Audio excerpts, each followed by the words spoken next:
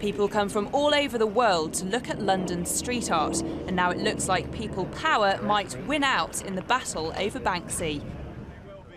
A work painted on the side of a shop before the Queen's Jubilee last May disappeared overnight a week ago and was due to be auctioned in Miami tonight, much to the anger of people in Wood Green. It's community art, and it seems to me it's just really disgusting that community art can be just taken away like this. It's very obvious that Banksy has a message in what he does, and for not to even be consulted and then have a piece of work be sold and not even reinvested into the community, I think that's absolutely appalling. If he owns his property and he wants to sell it, then how can you stop somebody selling something that's on their property? Presumably it was be on the wall of some rich person somewhere in the world, you know, not generally available to other people to see, so it's really quite sad, I think.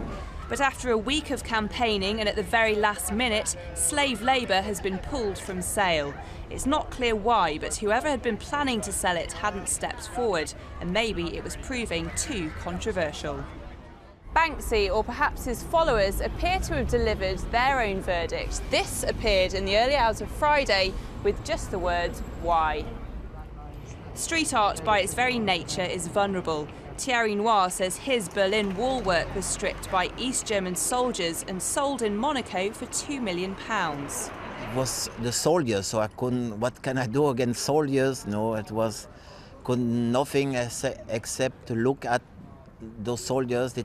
It took them 1 week to take the complete pieces of paint in Berlin. So, but it was too strong for me, so I had to accept it.